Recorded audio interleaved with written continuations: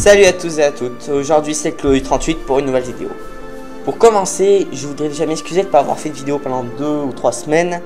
Parce que bon, je suis en 3ème, en ce moment j'ai plein de trucs à réviser, l'histoire des arts, le brevet et la certification en allemand. Et ben oui, parce que je fais option allemand. Ah, ich mein Currywurst. Et puis aussi tout simplement parce que mon ordi était capote. Oui, bon, je vais arrêter tout de suite avec l'allemand. Oui, mon ordi avait des problèmes d'enregistrement. J'avais pas pris mon micro. Et voilà. Là, je vais retrouver mon micro. Donc, je peux recommencer les vidéos. C'est pour ça que pendant cette semaine, je crois que je vais tourner pas mal. Et puis peut-être un peu en mettre 2-3 dans la semaine là pour reprendre mon retard. Voilà. Bon, nous allons commencer donc par ce test de World of Warplane, développé donc par Wargaming.net, comme vous pouvez voir derrière. Non, on voit pas en fait. Bref, World of Warplane, qu'est-ce que c'est? C'est World of Tanks avec des avions, ou autrement dit, une copie de War Thunder. Alors, World of Warplane, il est très bien ce jeu, graphiquement, hein, je parle graphiquement. Mais comparé à War Thunder, il est nul. Bon, même s'il y a quand même, je vais vous montrer l'arbre d'évolution, après, beaucoup plus d'avions. Je vais vite fait déjà vous montrer donc ma flotte, ou plutôt mon escadrille.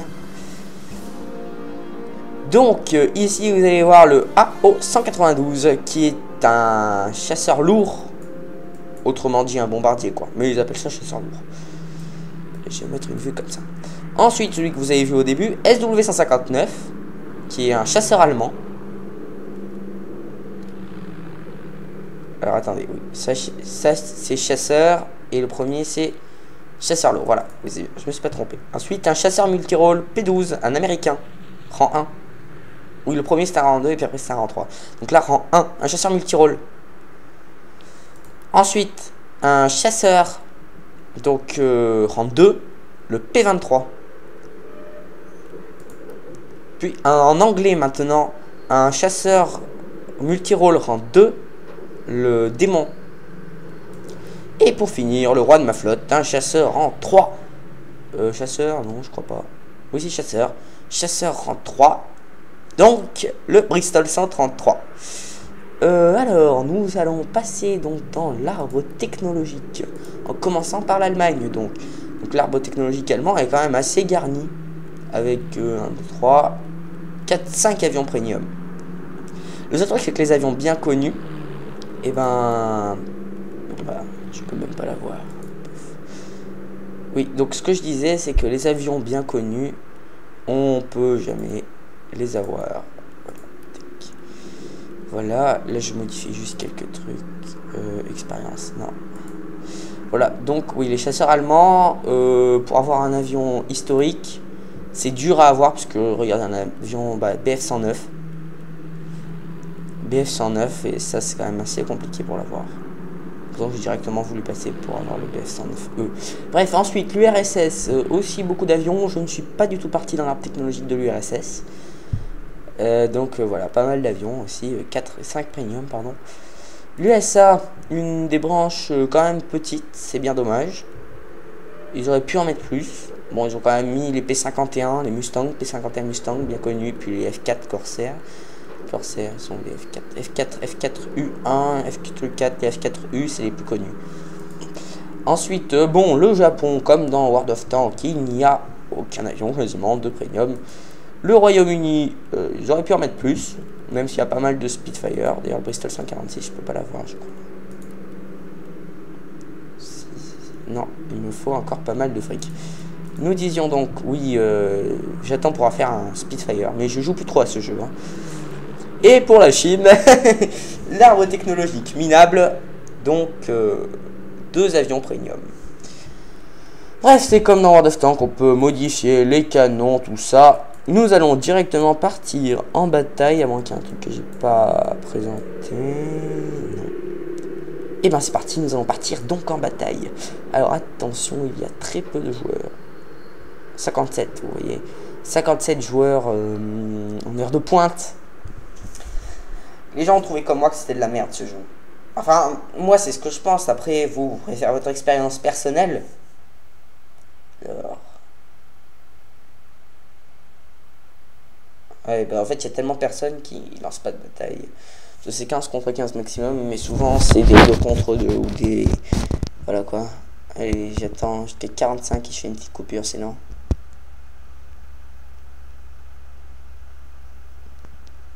Allez, c'est parti.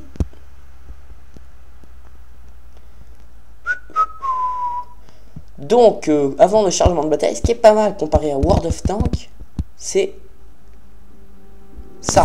Voilà, alors oui, regardez, 3 contre 3, passionnant. Alors oui, on peut comparer donc les avions. Par exemple, je sais que question point de structure et puissance de feu, je n'ai aucune chance. Là, ça vous donne des conseils. Donc, il y a une meilleure performance en altitude. Par contre, ma performance, c'est la vitesse et la maniabilité. Ensuite, avec celui-là, je suis largement supérieur, sauf à la performance, lui est beaucoup plus performant en altitude. Et le Bristol 146, eh ben, il est plus performant que moi, puisque c'est l'évolution du 133. Voilà, et puis sinon, vous avez la petite cinématique, donc, et puis si on appuie sur M, on a la carte tactique.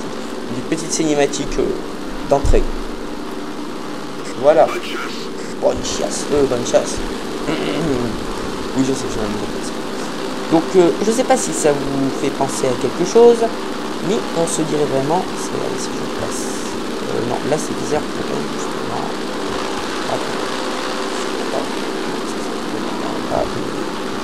Non, c'est C, je crois. Ennemi repéré. Vous êtes sous le feu anti-aérien. Oh, fiat, connard! Angle de plongée excessif. Bim! Ah, je sais plus comment on fait, mais c'est ça. G. Alors, je sais plus. Donc, je vais faire le mort. Non, non, pas le mort tout de suite, pas le mort.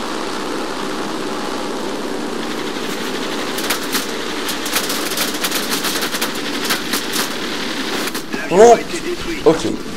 Allez, vas-y, c'est détruit le con. Bref, et puis après, vous avez une cinématique libre. Voilà, avec les avions, ok, normalement c'est clair. Ah oui, en même temps, il y en a deux. Donc, ce qui est très mal fait, c'est que les pilotes tournent, et non, ils en ont rien à foutre, ils bougent même pas leurs mains. Pas comme dans War Thunder. Là, pareil, ils touchent même pas le tableau de commande.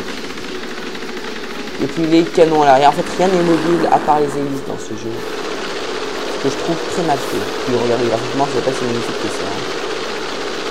Voilà, alors ce qui est dommage par rapport à War Thunder, non, je sais rien vous dire parce que je ferai une vidéo bientôt sur World of Warplane vs War Thunder. Voilà, bon, et ben je vous quitte là-dessus. Et puis salut et à plus pour une prochaine vidéo.